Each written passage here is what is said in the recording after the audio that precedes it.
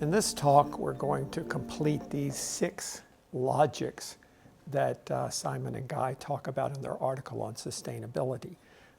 Last time we talked about eco-medical. Can you, by the way you make urban design or the physical environment of the city, make a pattern where people walk to work, walk to lunch from work, walk to a movie, and just in their normal pattern of life are healthy and vigorous and fit?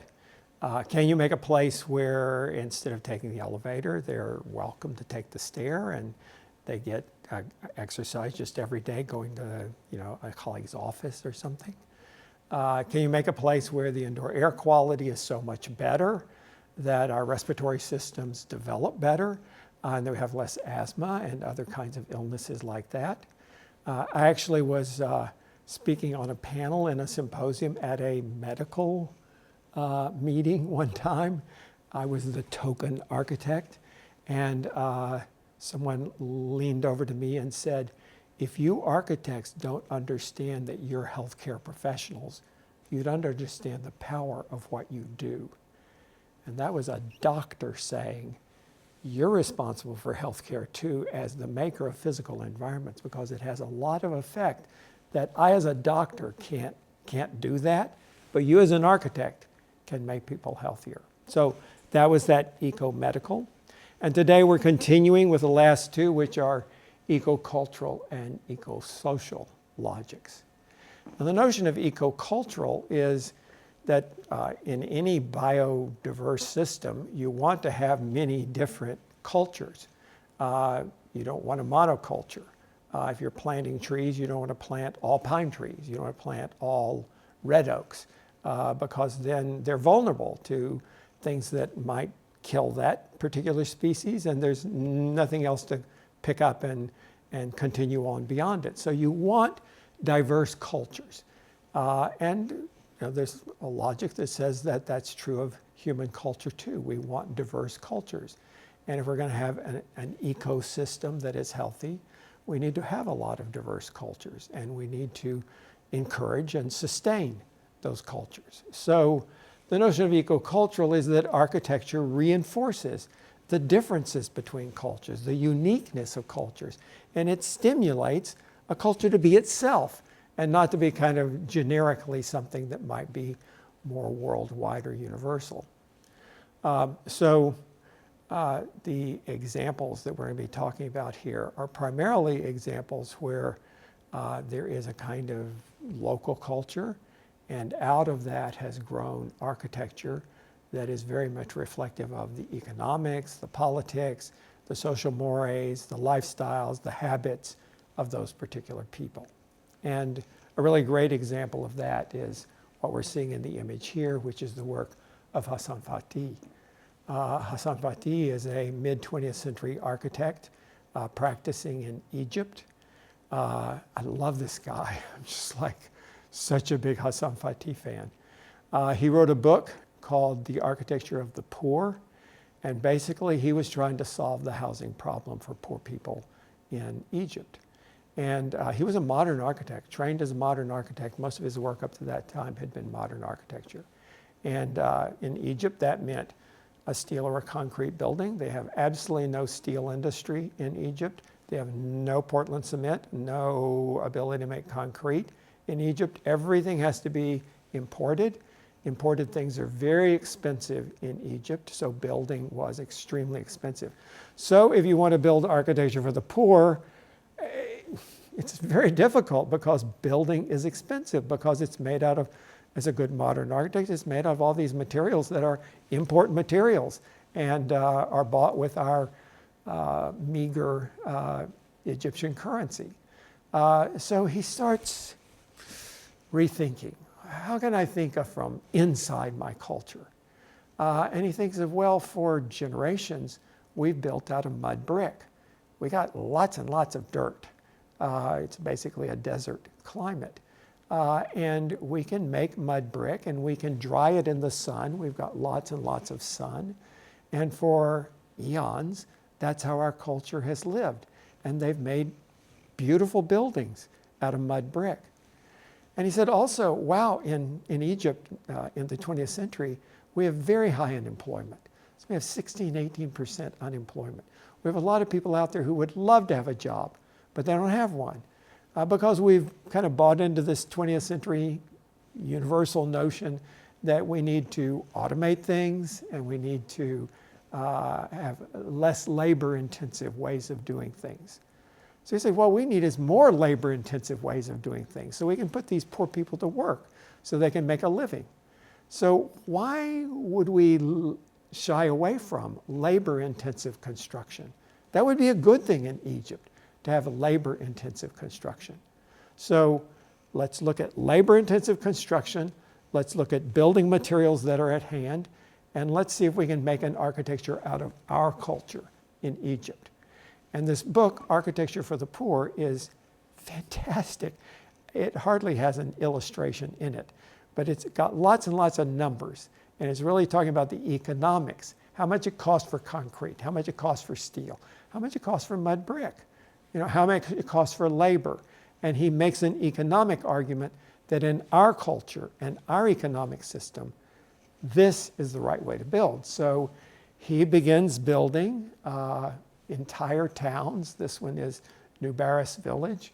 And I guess a year ago, January, went to New Barris Village, and it's thriving. It's in the desert. It's made of mud brick. It's all about the climate, as they built for eons in this area about the climate. So there's all about shade. It's all about courtyards. The high thermal mass of the brick, of the mud brick, means it's very cool inside, like being in a cave. They have wind chimneys. So that's a big wind chimney that actually draws the air from the courtyards and exhausts it out there and keeps a kind of constant breeze that's flowing through those courtyards down below. The structural system is these domes, because out of the mud brick, if you're not using anything to span, they don't freaking have trees, so they can't span with wood. He's not going to buy steel. You don't want to span with steel. I'm just going to span with mud brick. And the way you span with mud brick is you do a vault or you do a dome. So he's making the vaults and the domes and the arches, all of that vocabulary that work extraordinarily well in the mud brick. And then he's constantly aware of how you move air and how you cool the place naturally. And it really is a building type that's coming out of the culture of a desert climate, the culture of an economically poor country, the culture of limited resources, the culture of lots of labor available. And he's retraining these people to lay brick and to make those vaults and make those domes, and the way that their culture has done previously. And out of that comes, in his work, many actually quite lovely and inventive and interesting buildings. But that is ecocultural. How can I find in my culture the roots of a kind of architecture that would be appropriate here? Another madman, fantastic architect who has been so tied to his culture and so embedded in making architecture out of his culture is Glenn Murcutt. Glenn Murcutt he practices in Australia. I lived for a year in Australia. I met Glenn way back. He was a completely unknown architect at that point. Now he's won a Pritzker Prize. But Glenn has only ever had an office of one person, just Glenn. And he will not do work outside of Australia.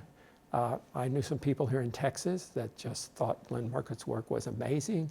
They had a ranch. They wanted a ranch house built there. They thought Glenn Murcutt would be the perfect architect. We'll pay whatever it takes. They were wealthy people. And Glenn was like, no, I don't move out of my culture. I know how to build in Australia. That's my culture. And I build buildings that are about Australia. But I don't know anything about Texas, and no, I couldn't do that. He came and taught here for a semester, but he would not take a commission from the opportunities that he had when he was here. So this is a guy who's just really committed to Australian culture. And although Australian culture makes him madder than hell, He's not an easy guy. He's temperamentally volatile, but he so loves Australian culture. And he's really spent his whole career trying to figure out how you build in a really sensible, beautiful way in Australia. So this is one of his early buildings, the Marie Short House. It's out kind of north and west of Sydney, out in a green, soft part of Australia. And it's all about this very simple living. For him, Australian life is unpretentious. And you know, none of these big, this is a house for an affluent person, but not a big fancy, show how rich I am kind of house. It's all about amenity. It's all about beautiful views and beautiful light. It's all about a kind of simple way of living and warmth and graciousness. It's in the countryside. This is one of the first buildings he got known for, the Carruthers and Nicholas houses in 1977, 1980. And these were further out into the outback and in rather rugged country. And they're on a working farm. And so they're doing rainwater collection for every drop of water, because in Australia it's dry. And they're doing sun control on all of the windows, because in Australia the sun is really, really hot and bright. He's not a big fan. I mean, he's not a historicist architect, so it's not like he's borrowing from other Australian buildings. The most common Australian ranch house would be a house with a veranda all the way around it. But he's not interested in replicating. He's interested in finding what's kind of at the roots of all this. So he says a veranda, you know, like a 6-foot veranda all the way around the house, it's not social. You can't gather there. Australians love to be social. They get their beers, they get their music, and they want to be social. And the veranda is not a useful social space. So he puts the porch all in one place right there, and he makes a good, useful room, social space out of the porch. And then he controls the sun, which is something else the veranda is doing, but he does it with exterior blinds, as you can see, like that. And he says these are much more effective because on the verandas, the sun comes in there, and then the veranda captures the heat and keeps it all the way around the house, rather than the little mini sort of shades on the outside that release the heat, and you don't have that hot area immediately adjacent to the building. So he's thinking of rural life. He's thinking of rural materials. He's thinking of the water. He's thinking of the sun. And this is a really lovely house where he makes the simple gable, and that's a kind of, quintessential ranch kind of form. But then he reiterates that over here to catch a little more light, a little more of that, what would be our south light, our north light, their south light, that would give good soft light coming into the kitchen in the back over here. There you can see that light coming in to the kitchen, the balance of light all the way around. And again, just a feeling and an ethos of being in Australia, this simple life, connected to nature and the outdoors. There's a ruggedness. I don't know, I can hear that kind of Australian twang just sitting here looking at these houses. And I've probably seen 5 or 6 of them at this point, and you meet the people who live in them, and they're just genuine down-to-earth people, and they love their genuine down-to-earth house. And that's really what Glenn loves about Australians. So that simple gabled roof, and then the capturing the sun again for the kitchen over here, rainwater collection everywhere around. Now, Glenn is quite a student of Aborigine culture, and he sees Australia coming out of Aborigine culture. There would be plenty of Australians that think Australia began with the Brits coming there and the colonization. But Glenn sees a much deeper history. He actually was born in New Guinea, and he grew up with a father who was very, very well versed in New Guinea culture. and with the native New Guinea culture. So when Glenn came to Australia, he was very interested in the native culture there. And he has done work for Aborigines. And so this is an early kind of pioneer house that was based on the houses or shelters that were made by the Aborigines. The Aborigines would use skins or barks of trees to make that kind of shelter.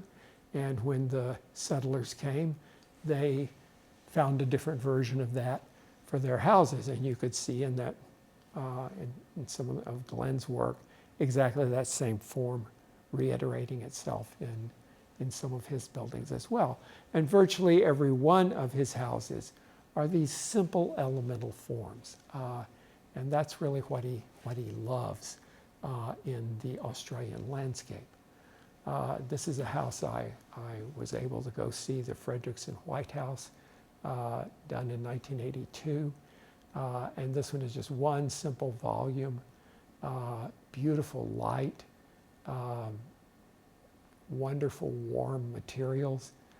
These people had 2 sons, and the family arrangement in this house is what he would deem to be a very Australian family, where you don't separate the kids out. The kids, and this is, in Australia, I was teaching at the university. In the United States, at age 18, lots and lots of people go off to the university and away from home. And a lot of times they want to go to a different city. They don't want to be in the same city with their family. Then they might be expected to go home and visit. So they go somewhere else to school. And that's not true in Australia. If you grew up in Sydney, you're going to go to University of New South Wales or University of Sydney. If you grew up in Perth, you're going to go to University of Western Australia or Wait. You're going to go to the university in your city, and you're going to stay living at home. And your mom's going to do your laundry. And you're going to have to be home at 6 o'clock for dinner. But there is a kind of different attitude toward the family, and especially toward the family as kids get older in Australia. And this house is very much about that kind of family life. And the whole family is just a little more knit together than in a normal American home. And they're a little more in each other's faces. And it's not a big house. This is an affluent family, but they didn't want a big pretentious house. They don't have a massive living room. They have a nice little comfortable living room built around a big fireplace that, because it can get cold in the wintertime in Australia.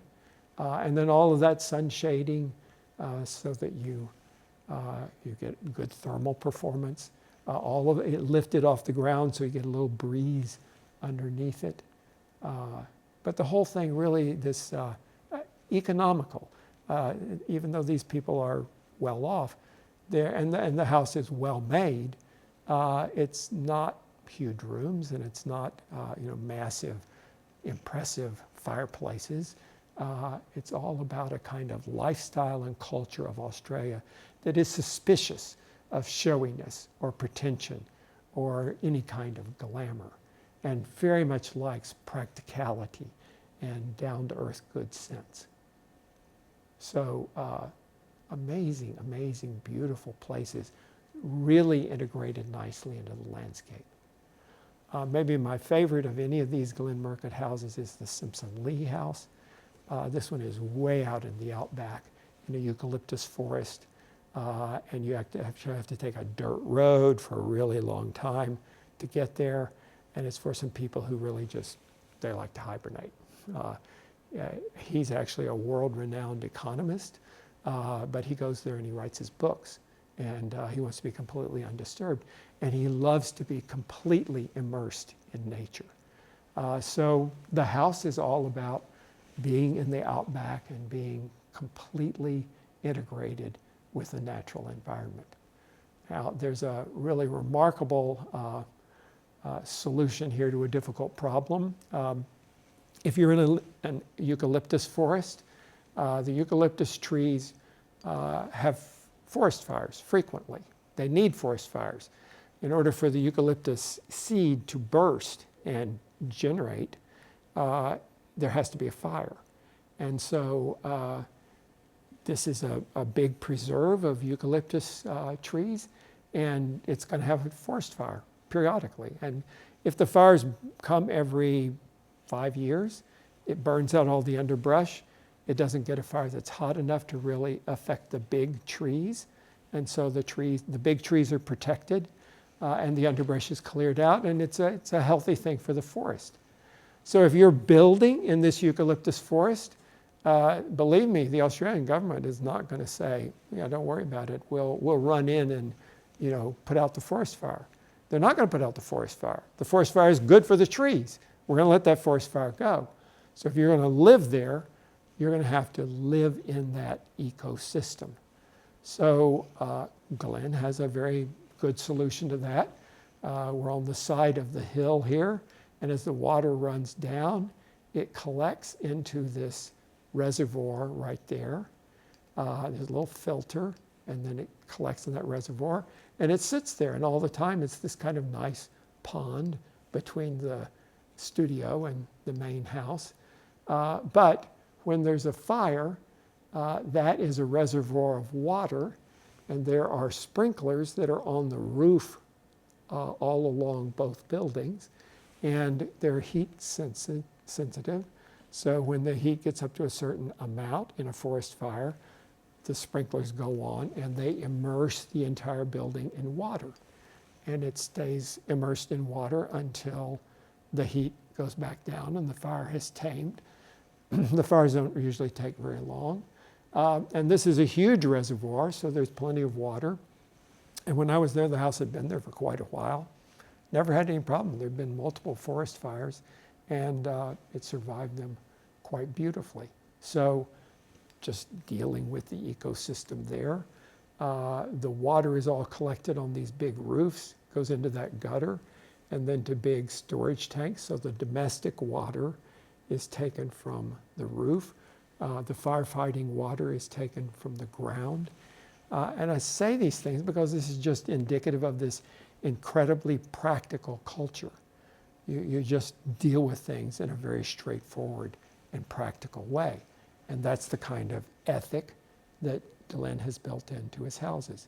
Again, very modest sized rooms.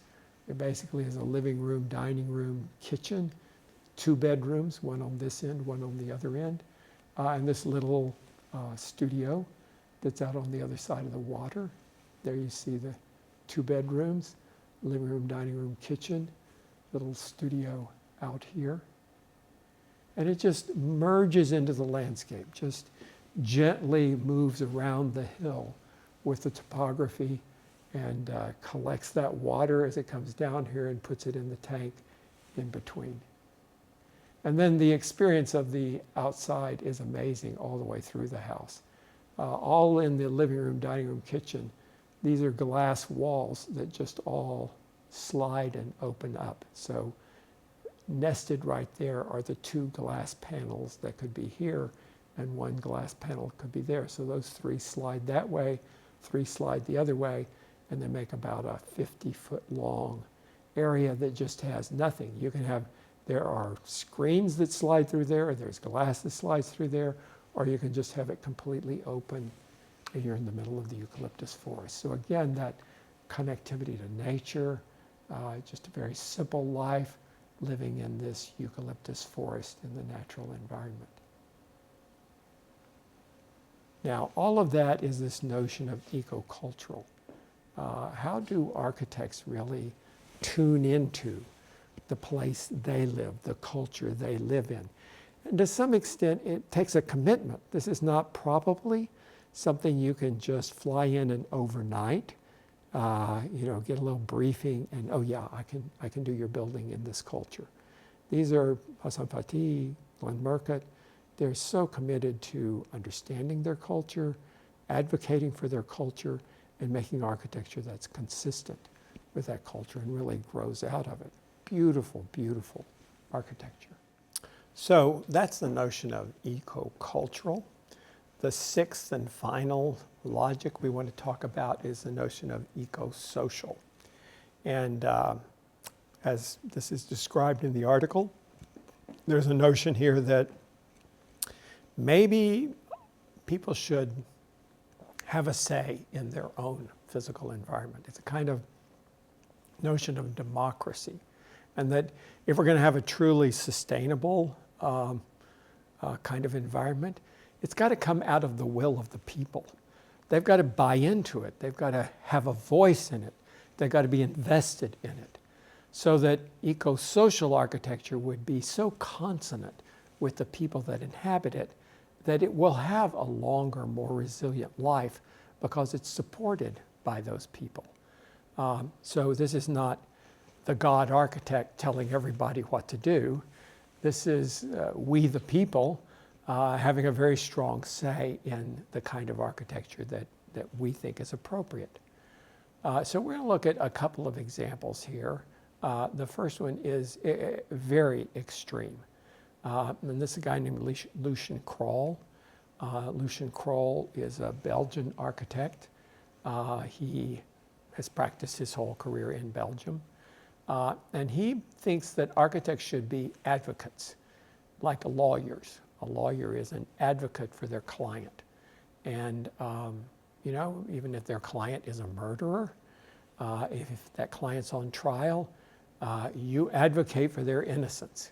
Even if you think they might be guilty, you still have the obligation to advocate for their innocence. So in a way, it's taking the professional, the lawyer in that case, out of the picture, and it's putting the person they're advocating for in the driver's seat. And Lucien Kroll thinks that architecture ought to be that same way. An architect should be an advocate for the people that they're serving, the people that are living and using their buildings. So there's a rather extreme position. And when he goes into a project, his first job is to really get to know everybody who's going to be a user of this building and to talk to them in a very serious way and have hundreds of interviews and really take them very seriously as the clients for that building. So when he's doing this building, which is the medical faculty at University of Louvain, just outside of Brussels, he's thinking, okay, this is a place where medical faculty live. It's a place where medical students live. It's a place where medical research is done. It's a place where classes are held. It's all of those functions in one building. And so he's talking to the medical faculty about what kind of environment would you like to live in, each of you individually. And he's talking to medical students and getting the same thing. He's talking to people in the laboratories and figuring out exactly how would you like these laboratories to work. And he's talking to retailers who are going to occupy the shops down below. And every single one of them gets a say in what the building is going to be like. And the agglomeration of that, from Lucien Kroll's point of view, is beautiful because it speaks to democracy. It speaks to individuality. It speaks to the advocacy of each person who's represented there. And there's everything from, you know, very crafty kind of, you know, brick, highly textured wood and brick kinds of environments like that, to kind of more normal apartment kind of environments like that, to very sleek, high-tech kind of things like that, because that's what the people who are going to be occupying this wanted. And sometimes those things are pretty closely juxtaposed to each other. Now, it's an extreme case, this. But this is, I think, an example of eco-social, where the people who are inhabiting the environment are very much the voices that are being listened to, and the architect is an advocate for their voice. Now, there are less extreme cases. The second example I want us to look at is Byker Newtown, which is in Newcastle upon Tyne in northern England, almost up to Scotland. The architect is Ralph Erskine. And you can see that this was done from 1973 to 1995, 22 years. That's not a normal length of time for a project. And that's because Erskine had a very strong idea about not just the final result, but the process of designing Byker. So this was an environment that looked like the slide on the left. All of this area, all the way through here, was filled with fabric that looked like that. It was 18th century brick townhouses. Originally the townhouses had a kind of a living room on the front, a bedroom on the back, and 2 bedrooms upstairs. And no bathroom. You went down the street to the bathhouse for bathing and for, there might have been an outhouse in the backyard. So very, very primitive, awful, awful environments. And they had added on little bathrooms in the back here at a certain point, which then took all of the light and air away from the back rooms on those houses. So there were just streets and streets and streets of these brick, very minimal workers' housing that made up the neighborhood of Byker. And it was low income, and this was public housing. The British government owned it. Well, they felt really badly about how crappy this was as an environment, and so at the beginning of the project in the late 1960s, early 1970s, they decided to tear out all of that nasty old housing in Byker and to make a redevelopment. And so they went to this guy, Ralph Erskine. Erskine was a Brit who, at the beginning of World War II, when he was going to be drafted, he went to Sweden and relinquished his British citizenship. Sweden was neutral in the war, and he didn't want to, he was anti-military, he was anti-war, and so he went to live in Sweden. And then he had made his career in Sweden doing low-income housing there. Beautiful, sensitive, low-income housing projects in Sweden, which is pretty much a socialist government, so there's lots of public housing in Sweden. Well, when they started to do this Byker project, they thought of Ralph Erskine because he was, he was well known for doing low-income housing. He was a Brit. So they asked him to come and look at the project. And this would have been by far the largest project Ralph Erskine had ever done. This was a plum opportunity. And he went down and they showed him the project and he said, no, I'm not interested in doing it. They're like, dude, this is right in your backyard. Why not?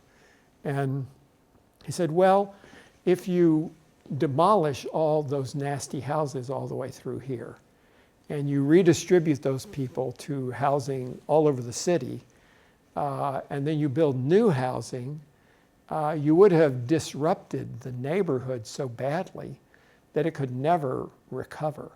All of those, these were terrible physical environments, but they had extended families like mom, dad, grandma, grandpa, Aunt Myrtle, Uncle Hal. There were extended families that had a stake in that neighborhood. There were churches that their congregation was there. There were clubs that, pubs that were, dependent on a community that was there. And there's a social fabric that's here. And Erskine said, this idea of demolishing the whole thing and then rebuilding it, you'll have disrupted all of those social ties, and those are irreplaceable. So they said, well, dude, what do we do? We got a crappy housing environment here. What's the solution? And he said, well, if you took the one block that is the most deteriorated and the most boarded up and uninhabited, and you took the few people that lived there still, and you moved them over into the vacancies in the next block over, and then you tore down that block, and you replaced it with new housing, and then you moved the people from that block over into the new housing over here, and you actually talked to them about what they wanted in their new housing right here, and you have a built-in clientele right there. And then when they move over here, that opens up that block for redevelopment, and you just do it like dominoes, and okay, it's going to take 22 years instead of 3 or 4 years to do this, but you're going to maintain all of those people will continue to live in Byker. They'll continue to go to the same churches. They'll continue to see grandma, grandpa, and Aunt Myrtle. And that will be a much more socially enlightened way to go about this. So he actually convinced the Redevelopment Authority in Great Britain to do that. And they took a much, much longer time to do the development all the way through here, 22 years. And they did that, asking people what they wanted. Erskine actually moved his office into an abandoned funeral parlor in the neighborhood. It had a big glass wall on the front. And so they're working inside that office. At the end of the day, they'd put their drawings up on the glass and let people see what it was they were doing. They were constantly having meetings with people in the neighborhood, letting the people make selections of colors and materials and things they were interested in, getting them invested in the housing that was being created there. And out of that comes this very diverse, very interesting neighborhood of biker. There's the biker wall that goes all along a highway that ran alongside the neighborhood. So that was a highway, noisy, obnoxious kind of highway. That was to the north of the site. The site looked south to the river down here. So they built the biker wall as a kind of higher element here that looks over the lower housing and gets the views down to the river. And then it kind of walls off the noise of the traffic on that freeway side. And the only windows that are here are bathrooms and kitchens, and all the living rooms and bedrooms look out the other direction. And they incorporated older buildings in the neighborhood into it. This was the old bathhouse, where before they had bathrooms, everybody went for a scrub on Saturday night. All the way through it, there is just such humanity. And there is a remarkable reflection of that community in the buildings. So I visited there in about 1980. So it was 6 or 7 years into the process. And it was in the winter. As I was walking along here, there was a little old lady that was sitting in that seat right there. And so I asked if I could take her picture because it was just so sweet. This little old lady sitting on her stoop. So if any of her neighbors go by, she can say hello. And she's got her little garden area there where she's grown the little vines that go up. There's a little partition that separates her front stoop from her neighbor's front stoop. Her front door is right there. And she says, oh, no. Oh, you can't take my picture. I haven't got my hair done. I've got any makeup on. No, she didn't want her picture taken. So I took the picture without her. But she explained to me how, when I come in, this little bench is so important because if I'm carrying my groceries, I can set my groceries down right there, fumble in my purse for my keys, and open the door right there. And then I can pick up my groceries and go in. And as I talked with the architects, they said that was something the users told us about, is that why do you have a front door and you don't have a place to put your groceries or your bags or your boxes or whatever you're carrying while you're fumbling for your keys to get in? And so all of that little ensemble of space there with the door and the stoop and the sitting place in the garden, it really came out of a conversation with the users. They got so tight with that community that community thought of them as their advocates. So, as I said, it was a cold day. A little later in the day, I'm just freezing, walking around taking pictures, and so I stop into a little elevator lobby in one of the taller buildings here. And again, a little old lady. There are lots of little old ladies in biker. But a little old lady is kind of eyeing me over there. She's at the elevator, punching the button and looking at me funny. And so I, wanted to reassure her I had permission and I was not going to do any harm. So I go up and start a conversation with her. And I, she said, I'm an architect from the United States. I'm just looking at the project here. And she said, oh, you're an architect. Oh, good. Because I've been punching this button and the elevator just won't come. Could you fix it? I'm like, wow, dude. I didn't know that's what architects are supposed to do, but so I punched the button and I kicked the elevator a little bit and the freaking elevator came. And that's totally what she expected. What do architects do? Architects help you solve your problems of the physical environment because that's how they'd been trained to think by the people in Ralph Erskine's office. So this is eco-social, where the architect becomes an advocate for the people who inhabit their buildings and takes responsibility for those buildings really being of service to them. Wonderful these are like townhouses on the bottom 2 floors of this taller building. They're mostly families. They have little yards and they're growing their roses even in December. There's so many outdoor spaces, little balconies, these walkways. There's skip-stop elevators, so the elevator opens on that floor and you go in your unit and up a floor or in your unit and down a floor. And that means that this is a more social space. 3 floors worth of people walk by there and interact with each other and have informal encounter, as you can see on those walkways right there. And then just all the way through, really well-designed little courtyards. This is a little play area for kids. Right next to it is a little built-in chessboard where the old guys play chess and they can keep an eye on the little kids playing over here. A little gazebo for the kids to play in right there. And an area where the kids can come out of their apartments and be in this safe little courtyard and you don't have to worry about outsiders. It's a very intimate kind of environment. And there are those little clusters of intimate spaces all over the building. They saved the churches and they saved the bathhouse and they saved some of the clubs. So they're older buildings that are integrated into the new environment there as well.